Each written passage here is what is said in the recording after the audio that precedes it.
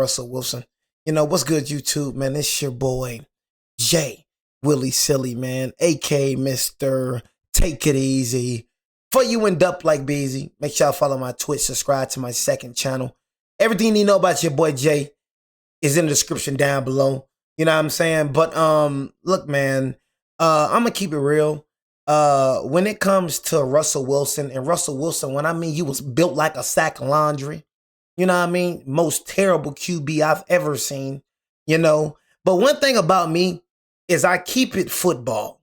I never get personal. Do y'all ever hear me get personal when it comes to a player? I don't know you as a person. You know what I'm saying? So I'll never attack you. I never go personal. You know what I mean? Fans, they tend to go personal, you know what I'm saying, when you talk about their favorite player. When I talk about people is on the field. You know what I mean? I never attack their personal lives. Same thing for Russell Wilson. I never attack him personally.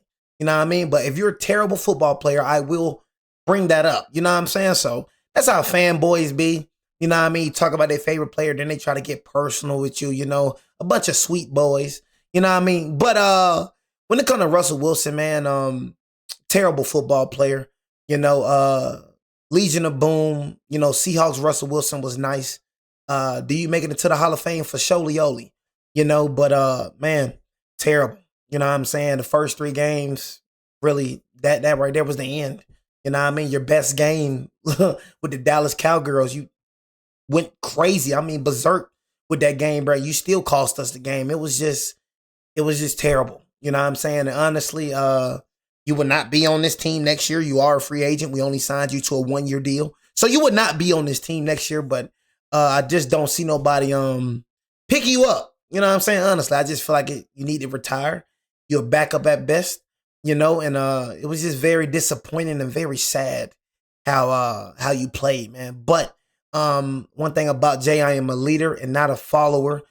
People tend to call Russell Wilson corny. I have no reason of calling Russell Wilson corny. This is what I was talking about, the personal, you know what I'm saying? I keep things football, but I don't know Russell Wilson from a can of paint, so I'm not going to be like, oh, he's corny and he's this type of person. I just feel like with this world is a whole bunch of followers, sheep people. So, when it comes to Russell Wilson, I feel like people just jump in the wave. Okay, he's talking bad about Russell Wilson, so I'm going to talk bad about Russell Wilson. He's calling Russell Wilson corny, so I'm going to call Russell Wilson corny. Even though you don't even know Russell Wilson from a can of paint, you just going out what everybody else say. That's how a lot of people is, sheep, but he's a bad quarterback, but as a person, I don't know him personally, you know what I'm saying? So it's kind of weird how everybody just attacking Russell Wilson for no reason. It's not even about football play mostly. It's about him just being corny. Russ is the cringiest player the NFL has ever seen. You know what I'm saying? He's the cringiest player the NFL's ever seen. Whole time he just being himself. You know what I mean? The heck how people feel. That's one thing I've realized. The heck how you feel, bro. You don't feel like he's cringy. You don't feel like he's corny. You know what I'm saying? The heck how you feel. You know what I'm saying? Russ is the cringiest player the NFL has ever seen. I have an alter ego. His name's Mr. Damn it. It's so bad for dude, he continuously get trolled by other players in the league. Hey, Seattle, we got a deal. Hey, Seattle, we got a deal. Go Hawks. He gets a bad rep, whether it's for Shoot, he got his girl on the side. You know what I'm saying? Look at him. Got a little fine little girl on the side. You trolling him, but you in the bed with a man? I ain't gonna say you was in the bed with a man, but look at him. He winning in life. Russell winning in life. That's what I'm trying to tell y'all. Russell went, despite how I feel about how he was as a football player, despite if you feel like he corny, he winning in life. He got a little baddie on the side with him. A lot of y'all wish y'all could be in that position. A lot of y'all wish y'all could be in the bed with Sierra right now. Got a little baddie on the side with him. But yet you trying to mock him? It don't make sense to me. You trying to mock my boy. Look, she don't think he corny. Look, she got a big old smile on her face. Look at her. She happy. She love her, man. Look at her. You know what I mean? But yet you gonna troll. You know what I'm saying? Get the freak out my face. We got a deal. Hey, Seattle, we got a deal. Go Hawks. He gets a bad rep, whether it's for his corny robotic sayings, Go Hawks, go Hawks. Go Hawks, go Hawks. Is Russell Wilson a robot?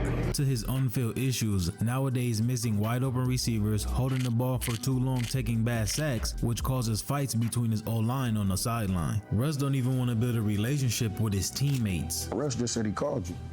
I'm like, nah, I got a call from a blocked number. He's like, oh, that's him. You will probably be surprised if I tell you his first few seasons in the league, he was actually loved and praised by the masses for coming in undersized, taking over a team, and actually performing well. Russell Wilson, arm A+, feet A+, IQ A+. He's a top 5 quarterback in the NFL. So let's take a deep dive into how Russ first went from love to ending up on the complete opposite side of the spectrum, and how everyone hates him now and loves to see his career on the decline. Is he the most disappointing quarterback this season? Russell Wilson's supposed to be a future Hall of Famer. He doesn't look like one. Starting from the beginning, in the 2012 offseason, the Seahawks were in need of a QB bad. After years of swifting through different players back there, they decided to take their chances by signing veteran free agent Matt Flynn. Matt Flynn trades in being the backup for a starting job on the West Coast. To a lucrative 3-year, $26 million contract, Flynn was expected to be the team's new starter. However, the Seahawks weren't quite done yet. April 27, 2012, the Seahawks made a bold and controversial move by selecting Russell Wilson in the 3rd round of the draft. At 5'11", Russ was coming off an amazing college career numbers-wise, but he was considered undersized for an NFL QB. Russell Wilson, his height will be his biggest inhibitor at the next level. He'll never be a prototypical NFL quarterback. The decision to draft him was risky for a lot of teams, but thanks to this man right here, John Schneider, the Seahawks GM, saw something special in the young prospect. We knew we were going to do something that was going to surprise, maybe some people out there. We knew that we had a chance to get a guy that we were totally in love with. I remember John Snyder calling me and saying, bro, we're going to take this kid in the 3rd round, and I believe he can be our starter. As training camp opened, a 3-way competition for the starting quarterback role unfolded between Matt Flynn, Tavares Jackson, and Russell Wilson. What happened next surprised everyone in the locker room. He came up to me after a rookie minicamp and goes, Russ, I just want to let you know, you got the chance to be the starter here. First off, his poise and his ability to just feel comfortable and communicate really well. He has plenty of vision. He has terrific mobility. He has a great arm. He can throw the ball down the field and he can dump it off and move it around as he has to. I don't know what happened to Russell Wilson, bro. Like, I'm not gonna lie, I was really excited, to get Russell Wilson. I was really excited, bro. You know what I'm saying? Like, to see the downfall of Russell Wilson, bro, that it bothered me, man. You know what I'm saying? I just didn't expect it to be this bad. You know what I mean? Like, it was bad, man. You know what I mean? We had a top 10 O-line this season. You know what I mean? Like, our O-line was pure. You know what I mean? So you couldn't blame the O-line. O-line was like literally top 10 this season. You know what I mean? The best O-line that we had in a minute. You know what I mean? Like, but it was, man, I was just like, man, Russell Wilson, man, I was believing, but I feel like everything happens for a reason. You know what I'm saying? Honestly, I'm glad that Jackson Dart was able to play 12 games. You know what I'm saying? I'm glad that he was able to play 12 games. So it's like, okay, Jackson Dart did not only play 3 games, but he played half of the season. You know what I mean? We play 18 games throughout the NFL season. You know what I mean? He played 12, so he only didn't play 13, 14, 15, 16, 17, 18. He only played 6. So he's seasoned. You know what I mean? And then in my opinion, let me go and just say this right quick. In my opinion, I feel like it was really disrespectful for Jackson Dart to only get 1 vote in the Offensive Rookie of the Year. That kind of blew me. You know what I mean? I mean, T-Mac did his thing, though, but I mean, combined with the rushing TDs and with the passing TDs, Jackson Dart had 24 TDs and 5 interceptions. So please tell me how Tyler from the Saints got more votes than Jackson Dart. Please tell me how that Saints quarterback got more votes of Offensive Rookie of the Year than Jackson Dart. Jackson Dart only got 1 vote and had 24 TDs and 5 interceptions combined with rushing and passing. You know what I mean? He had 5 TDs, you know what I'm saying? He had 5 passing TDs and he had 9 rushing TDs. So that right there is 24 combined. You know what I mean? With 5 interceptions. So he had 24 and 5, and you put Tyler Sean, whatever his name is, over Jackson Dart? In my opinion, I think Jackson Dart should have won the Offensive Rookie of the Year, in my opinion. He felt real disrespected. And I looked at that interview, just know he's ticked off. You know what I mean? He's very ticked off, bro. So you got a real ticked off quarterback. One vote, bro. Are you serious? When he had a better freaking, bro, he had a top tier season. 1 vote, literally. Russ quickly captured the attention. It's whoever people, but how you like Tyler Straw, whatever his name, how you like the Saints QB over Jackson Dart? He had a way better season than Jackson Dart. You know what I'm saying? And he got more votes than Jackson. Jackson Dart only got 1 Rookie of the Year vote. 1 Offensive Rookie of the Year. And then Tyler Show, whatever his name, I don't even know how to say the BJ boy name. He got, I think, 3. And then T-Mac got 41. How did T-Mac get 41? I realized he went stupid, bro. But, bro, Jackson Dart was up there with T-Mac, bro. You know what I'm saying? So, all that, it was a blowout, bro. Jackson Dart, 24 for 5. T-Mac, bro, you hit 1,000 yards, bro. But you ain't had that much better season. You know what I'm saying? You feel me? Then what's it? He said, man, they QB was cooking, bro. He wasn't cooking like Jackson Dart. That's for Sholioli. So, F that little cooking junk, bro. He wasn't cooking like Jackson Dart, bro. He had better stats than Jackson Dart. I know that for sure. He could just calm that junk down. Casual boy. You know what I'm saying? So get the freak out of my face. Pete Carroll. He had a better season than Jackson Dart. We could look up the stats right now, and I'll go and prove you wrong, you little casual. Want to go look up? You want me to go look up the stats right now so I go expose you, you little casual?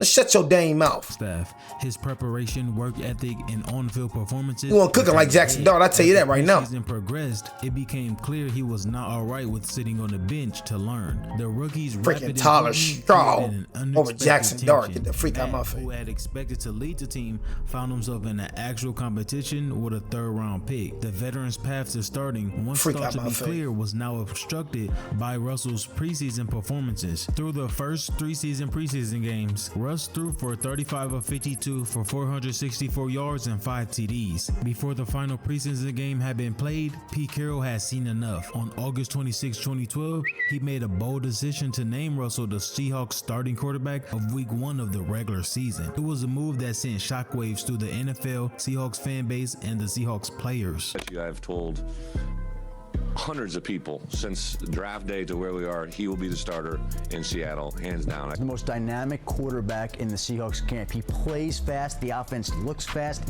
he poses a dual threat when he's out there. This unexpected turn of events created tension between Matt and the Rook. Even though it's not documented, you can only imagine how Matt felt. Just signed a deal, thinking he was finally going to get his chance to start after 4 seasons in the league. Pissed, I would say, but when Russ was asked about it, of course he tried to make it seem like everybody was happy for the decision. Coach said Matt's disappointed, but has he talked to you and being in your corner and giving you the support you need?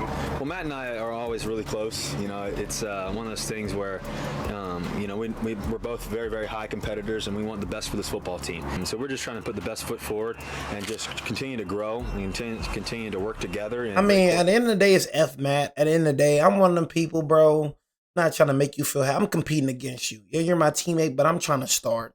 You know what I'm saying? Honestly. You know what I mean? So F how you really feel, bro. I'm trying to be the best at my position. You know, you got a problem, but I'm trying to start, bro. So F how you feel, Matt. Honestly, I'm coming to take your spot. It just is what it is. And it just is what it is, bro. At the end of the day, yeah, we're teammates, bro. But at the end of the day, it's competition. You know what I mean? Yeah, we're teammates, but I want to start over you. You know what I'm saying? I want to be a better QB than you. You know what I mean? And everybody that plays sports know that. You know what I mean? When I played basketball, I wanted you to do bad. Deep down inside, I wanted you to do bad so I can get my shot. You think I wanted you to do good? You know what I'm saying? Honestly, you think I want you to do good? That's how it is in sports. But I'm the only one to admit it. Bro, do you think I really want you to do good, gang? I only want you to do good if I start. You know what I'm saying? I start. Let's do good. You know what I'm saying? But I started dang near every football, basketball team I was on. You know what I'm saying? So I really ain't have to, you know what I'm saying? But I'm just saying, like, if I ever sat down, like, got benched or something, oh, yeah, I want you to do terrible. You know what I mean? Because if you do good, that means I stay on this bench.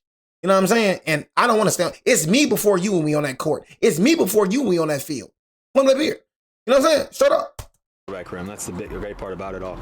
The explanation was simple. He is prepared. I want my team to do good when I'm on the field. Your quarterback, but this early move will only cause. I want my team to do good when I'm not on the field. You know what I'm saying? But put like this, I don't want the person that's at my position to do good. I want the team to do good, but I don't want the person that's playing at my position to do good. Problems in the locker room after the week 1 loss against the Heck Cardinals. Yeah. Russ threw for only 153 yards. If you do good, that mean I don't shine, boy. Losing the game 20-16. That's when everyone questioned the Rook.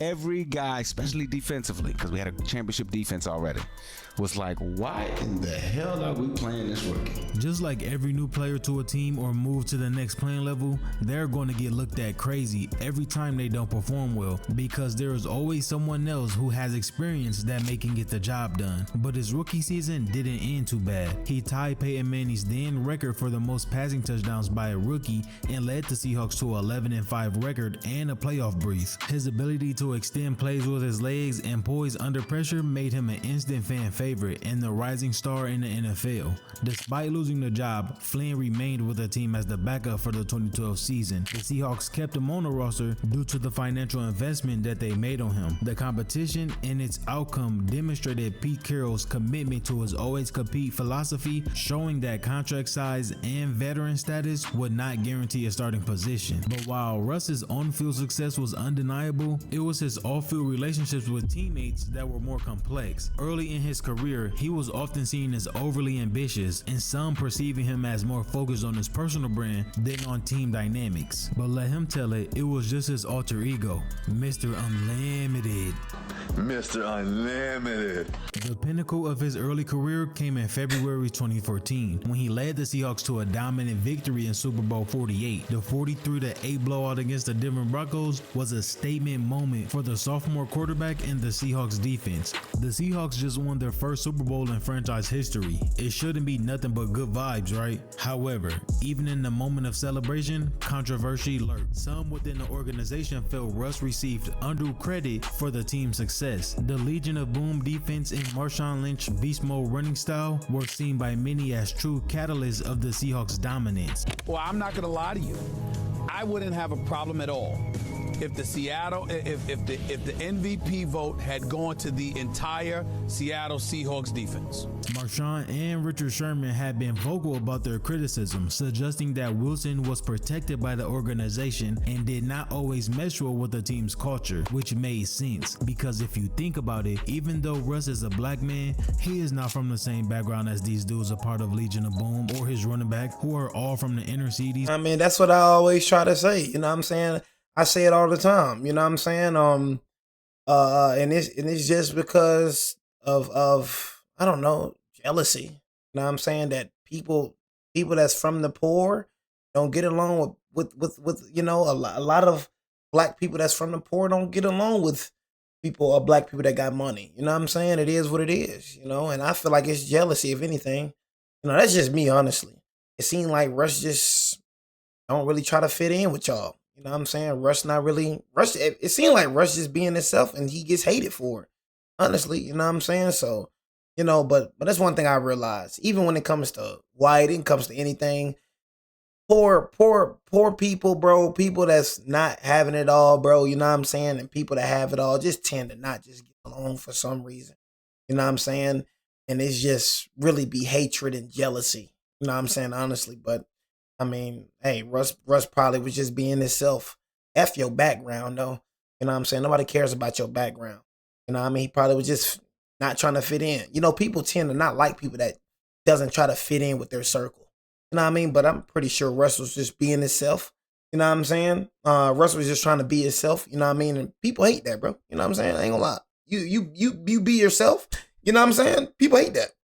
From the same background as these dudes a part of Legion of Boom or his running back, who are all from the inner cities where they're from. He went to a private school while mom and dad had amazing jobs. Cool. I'm sure he didn't have a worry in the world. Cool. Of course, he's not going to relate with going back to the hood to pass out turkeys. Oh, cool. He don't want to do it. You know what I'm saying? Cool. I don't want to go back to the hood and pass out turkeys either. Cool. He ain't have to have no worry. Hey, look. Good job, bro. You know what I'm saying? Hey, Russell Wilson, your parents did a good job. I'm telling you, it's jealousy, bro. That's what it is. It's jealousy. You know what I'm saying? You have to worry about, you know what I'm saying, the thing in the world. Well, because he has smart parents. And I say this all the time. Stop getting mad at somebody else, you know what I'm saying, because of your parents' struggles. You know what I mean? Your parents was dumb. Your mama was stupid and your dad was stupid. That's why you grew up in the hood. You know what I mean? Your mom and dad is the reason you got to eat fried bologna sandwiches. You know what I mean? You don't want to be in the hood for real. I say it all the time. I'm going to say it. Marshawn Lynch didn't want to be from the hood. His mama was just, you know, stupid. You know what I mean? Why have kids when you can't even take care of your dang self? People be such in a rush to have kids. Now your kids got to inherit your struggles. You know what I mean? So Marshawn Lynch, his parents were stupid. Richard Sherman parents were stupid. All these parents were stupid. You know what I mean? If you grew up in the hood, your parents stupid. You know what I mean? And that's point blank period. That's a fact. If you grew up in the hood, your parents stupid. So if you watching this, if you grew up in the hood, you were struggling, your parents stupid, gang. You know what I'm saying? The kids that grew up in the suburbs, they parents smart as heck. You know what I mean? Because their parents chose not to have children, you know what I'm saying, before they had their life together. Your parents, your mama opening up her legs and she can't even take care of herself. Your mama opening up her legs and she living off Section 8. But she out here clapping her cheeks, you know what I'm saying, and she can't take care of her dang self.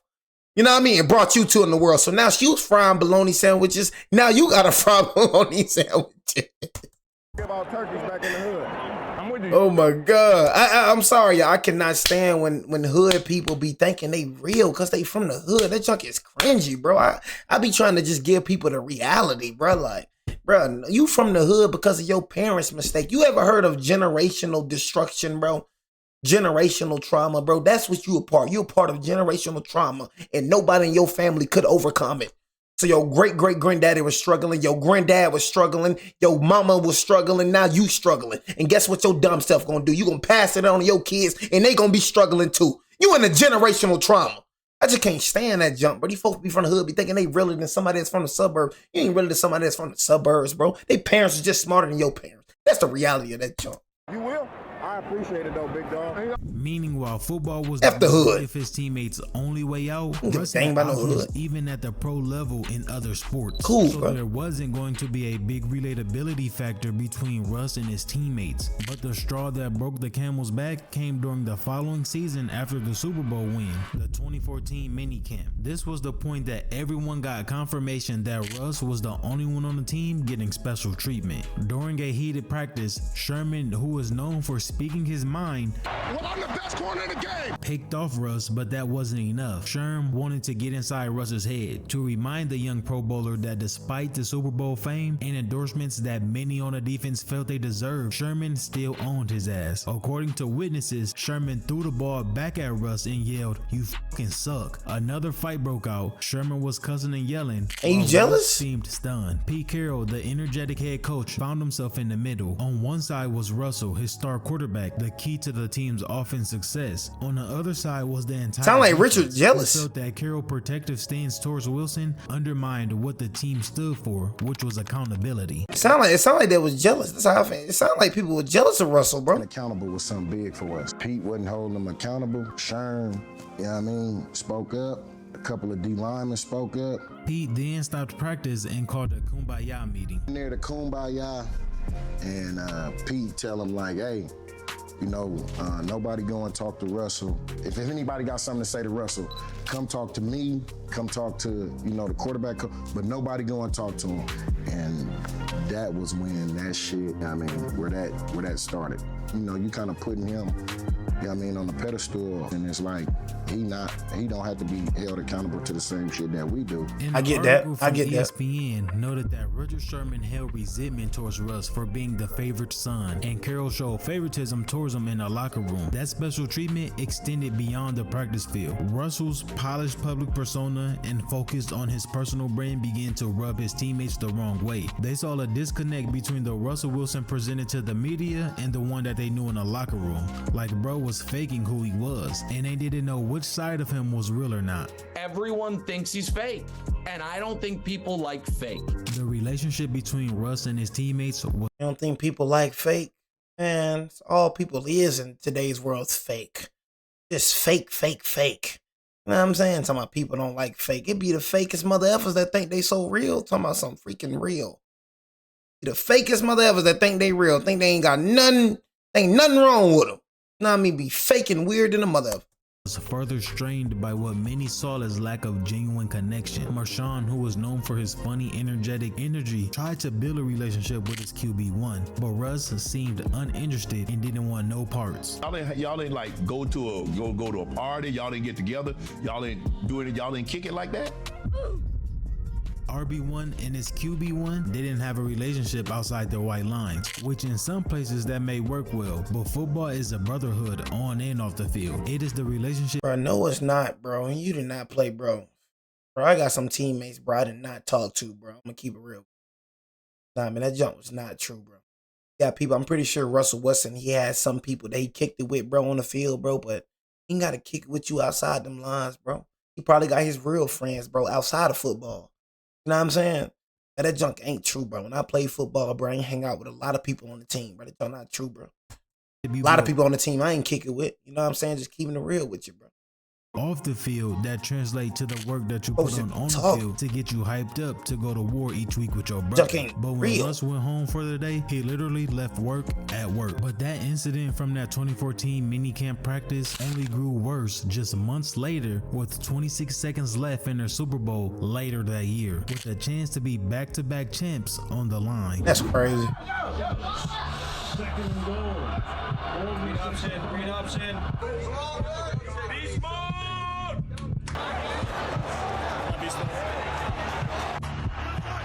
Play clock at 5. Pass is intercepted at the goal line. Phenomenal play that wound up in Percy's arm. What the fuck? No. I don't know why they threw that.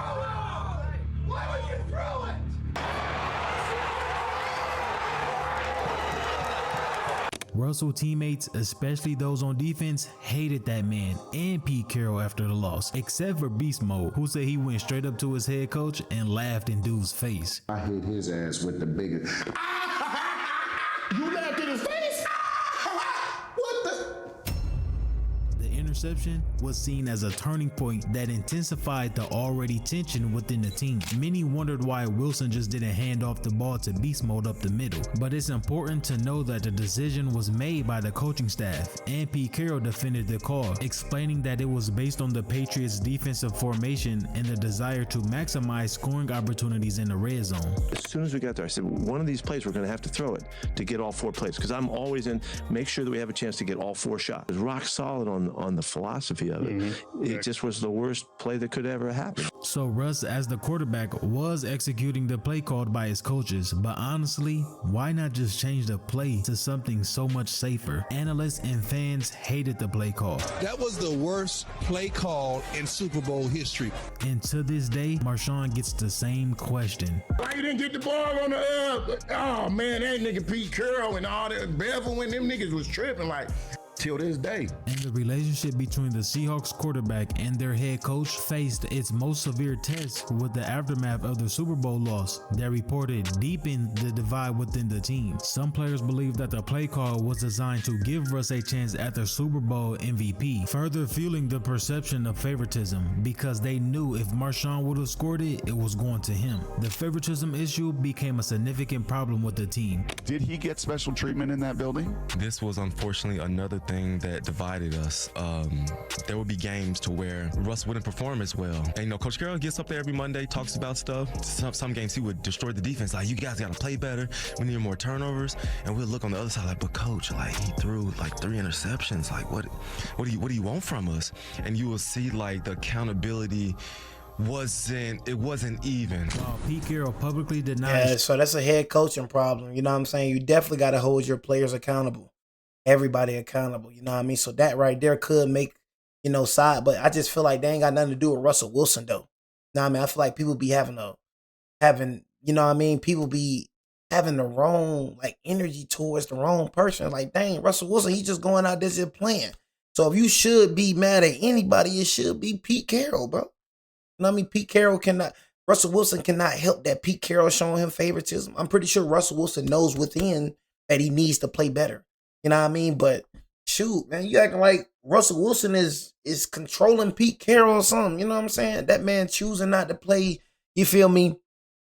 He choosing not to, give Russell Wilson accountability. He choosing to do that. So if anything, you should be mad at him. Don't be mad at Russell Wilson, bro. You know what I'm saying? showing favoritism towards Russ, when asked about it, he will always say he showed anything favoritism to all his players, and how I'll be mad at the coach. Each guy on his team and help them out to his best ability. Each player is different and requires different coaching styles, but none of the players in the locker room was going for the bullshit. They knew when it came to Russ, he was held on a higher pedestal. I mean, he did stop practice to tell the whole team to stop picking on him. The disconnect in the locker room continued, mainly between the offense and defense. That loss and its aftermath marked the turning point for the Seahawks. What had been a dominant team with a strong sense of unity began to show cracks with growing tension, all because how one player was treated different. This eternal friction would continue to impact the team's dynamic in the years that followed, ultimately contributing to the eventual departure of several key players, including Sherman, Earl Thomas, and eventually Russ himself. Despite the tension with some teammates, Russ remained a strong relationship with his head coach. He often described Carroll as a father figure and spoke highly of their bond. In the early years, their partnership seemed almost perfect. Pete saw potential in Russ, supporting him as the starting quarterback despite his status as a third-round pick. Together, they led the Seahawks to a success, including back-to-back Super Bowl appearances and the franchise's first NFL championship. But their relationship had also had a focal point of controversy. In February 2023, The Athletic reported that Russ had approached the Seahawks ownership the previous year in February of 22, asking for both Carroll and the GM John Schneider to be fired. Russ and Carroll had reportedly clashed for multiple seasons over the signal caller's role in the offense, as well as the direction of the franchise. It was also reported that Russ was convinced that those two men was hindering him when it came to winning more Super Bowls and other individual awards. However, trying to save his character in the media, he denied these claims, tweeting, "I love Pete and he was a father figure to me, and John believed in me and drafted me as well. I never wanted them to be fired. All any of us wanted was to win." But all of that was too late, and the Seahawks were finally done with Russ themselves, and what they did next, no one saw coming. This clown wants us fired? We try to single-handedly give him a Super Bowl MVP trophy, and that's how he thanks us? What can we get for him? We have breaking news coming into SportsCenter, and an absolutely massive deal. Russell Wilson has been traded to the Denver Broncos. In a massive package of picks and players that will go back to Seattle in exchange for Russell Wilson. This move marked the end of an era in Seattle and the beginning of what many believe will be a new dynasty in Denver. Russ, a Super Bowl champion and 9-time Pro Bowler, was seen as the missing piece that could elevate the Broncos from mediocre to championship contenders. It gave crazy jump struggles for Russ. But y'all gotta understand, like I said, Russ was the guy, bro. Russ was the top 5 QB in the league, bro. You know what I mean? That's why I feel like, honestly, I can't say that Russell Wilson, you know, even though he's not playing like a Hall of Famer, you just can't take that from his name, bro. You can't be like, oh, man, Russell Wilson isn't a Hall of Famer. You just can't do that, bro. You know what I'm saying? So it's like you can't, as much as, you know, when it comes to football, when it comes to life, the past doesn't matter. Let the past be the past. But when it comes to football and when it comes to things of that nature, the past matters. You know what I'm saying? The past matters just like the present. You know what I mean? So at the end of the day, you just can't dismiss he's a multiple-time Pro Bowler, bro. You know what I mean? Super Bowl MVP, been to the Super Bowl MVP time. You know what I'm saying? You can't discredit his past. Y'all can be like, it's about the Legion of Boom. I used to say that too, you know what I'm saying? But it's about maturing, you know what I'm saying? It's just about, yeah, Legion of Boom was good, you know what I'm saying? But, you know, so was Russell Wilson. You know what I'm saying? So was Russell Wilson, you feel me? And like I said, at the end of the day, you know, there's one thing I had to realize. He didn't have like the most, he had beast mode, but he had like the most craziest wide receiver core. You know what I'm saying? Like, you know, he had the most craziest, you feel me? Like, you know, like a Jalen Dirt, you know, he had like that type of offense, you know what I'm saying? Or a freaking, Brock Purdy when he went to the Super Bowl against the Kansas City Chiefs with George Kittles, Deebo Samuels, Brandon Ayuk, CMCs. He had that type of offense, you know what I'm saying? So he had a great defense for Sholioli. But I think Russell Wilson is a Hall of Famer, bro. Probably not a first ballot, but they finally thought that they had a superstar under center. What are you excited about the most? Russell Wilson, baby. Let's go. Let's ride, baby. Ready for Russell Wilson? We're ready to ride. Yeah, I'm actually really excited. everyone's been saying for a couple years that we're a quarterback short, and to get Russell Wilson puts us right in the mix. The city of Denver buzzed with anticipation and season ticket sales skyrocketed. His arrival was met with fanfare and high expectations. He was introduced to the Broncos media with his famous line, "Broncos country, let's ride." However, beneath the surface of excitement, there was early signs of conflict. Some Bronco players, accustomed to a certain team's culture, were taken by surprise by Wilson's celebrity status and the special treatment he seemed to receive. Reports surfaced of Russ having his own office at the team facility, a perk unheard of for players, and it was said that he had an open door policy and welcomed in any players at any time to discuss plays or football in general. Bro had his own office. Oh my God. Bro had his own office. That is crazy. You know what I'm saying? Like a player having his own office. You know what I mean? Shoot, I'll get my star quarterback. Man, you dang right. I would show favoritism to my star quarterback. You dang right. You know what I mean? I treat my star quarterback with the most. You think I'm finna treat Pat Mahomes the same as you? You know what I'm saying? You think, like come on, bro. You think I'm finna really, I'm not gonna sit up here and act like, you think Pat Mahomes, he want his own office, he gonna get it. You know what I mean? You think I'm finna treat Pat Mahomes the same as you? Come on, man. You gotta earn that. You gotta earn that game. You ain't earned it. You know what I mean? So don't look at what Pat Mahomes got. No, look at what you got. You know what I'm saying? So if Pat Mahomes won his own office, Pat Mahomes gonna get that own office. If Jay was running that team, he gonna get that own office. Favoritism will be shown. You know what I'm saying? It will be shown. You know? Because at the end of the day, you know, he's a multiple time Super Bowl champion. You know what I'm saying? And that right there is validated. But a few veteran players thought that the separation from the team was an issue, saying, "So are you a coach or a player? Your open doors should be you sitting at your locker." No wonder why this dude acts the way he does. He gets the treatment that nobody else gets, and it don't matter what team he's on. I'm just saying, how does he act though? That's all I'm saying. Like, I just want to know, how does Russell Wilson act? You know what I mean? How does he act, bro? Like, I just don't like, how does he act? Himself, I just don't see Russell Wilson acting like entitled. Like, how does he act, bro? You know what I mean? He just like doesn't want to, like, he's to himself. Like, I just want to know, how does Russell Wilson act? He gets the treatment that nobody else gets, and it don't matter what team he's on. Either if he's there for 9+ years or his first year in there, he was getting special treatment without even playing one down for the team yet. And Unc said it best. I say, if the coach treats a player differently and the players see it, they will grow to resent said player. I said, I'm not telling you what somebody told me, I'm telling you what I know. There have been multiple players that have been with a team 7+, 8+, 9+ years, and once they got traded and went back to face their previous team for the first time, get hella love from the fans of their previous team, especially for players at the quarterback position, like when Peyton first went back to Indianapolis.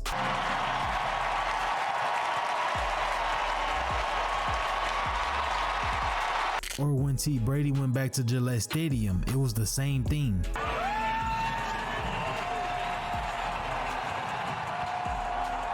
These fans had nothing but love for their old guys, but that was just not the case in Seattle. Russ did not leave on a good note, because in week 1 of the season, Russ was back at Lumen Field, and the fans were not excited to see him.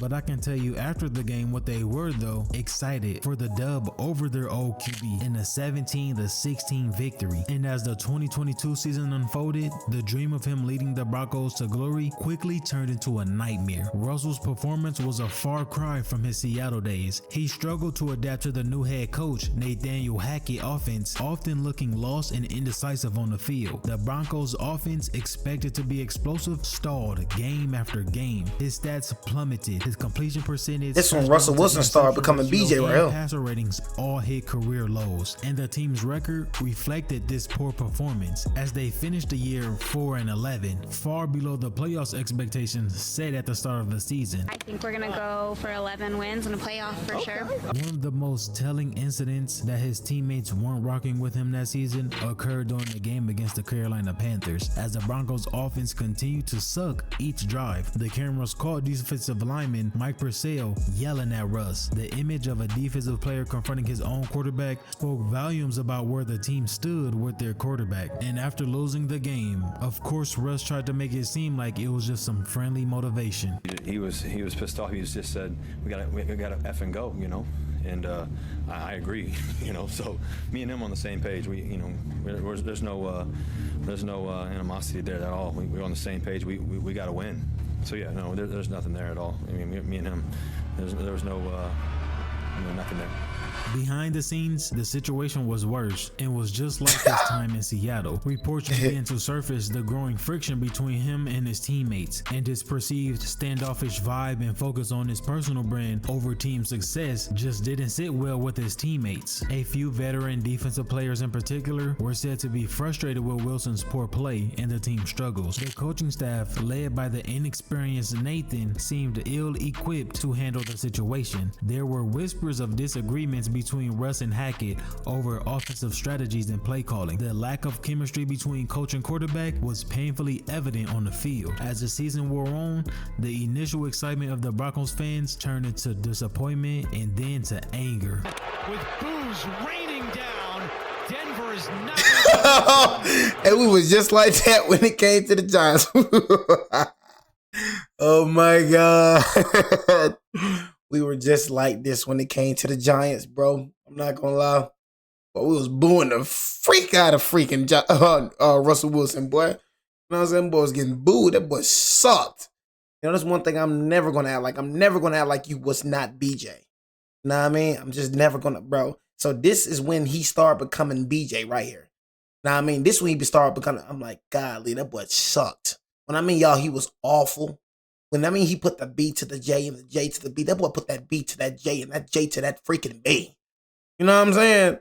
He was getting booed. Right when Jackson Dart got injured, he came on, bro, bro.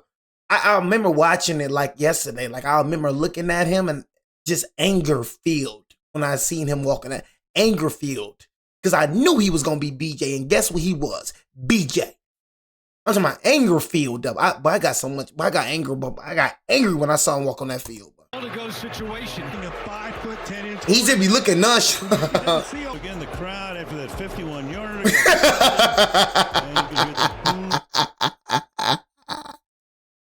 It's like because I feel they pain, bro. Them first 3 games, boy. Oh my God. I'm like, boy, I feel they pain, boy. This man was awful. Again, the crowd after that 51-yarder got excited, and you can hear the boos raining down. His phrase, Broncos, let's ride, started to get a lot of fans and media angry, especially with the way that they were performing. This conference, he goes again and he's like, Denver Broncos, country, let's ride, right? Nobody riding right now. Nobody's riding. Right? You know where everybody rode last night, Stephen A? Home.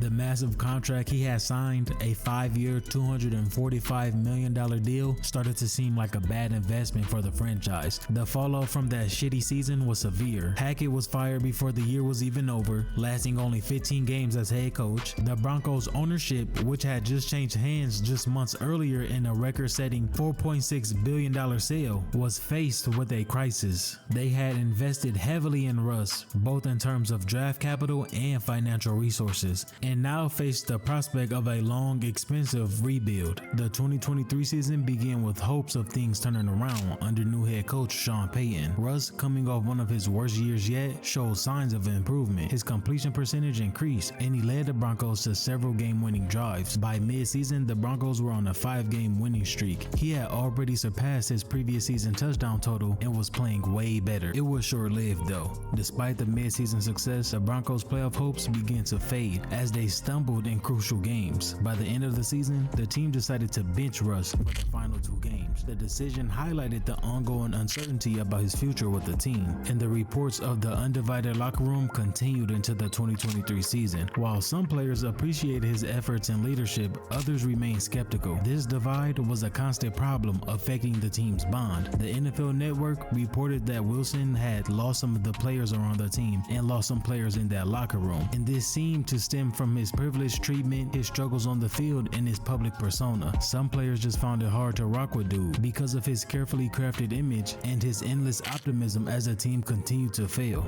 Russell's time with the Denver Broncos shows how quickly NFL fortunes can change. What began with Super Bowl aspirations ended in disappointment. As the team headed into the offseason, the question loomed large. Could Russell recapture the magic that made him a star in Seattle, or will the Broncos finally wash their hands with their $245 million quarterback?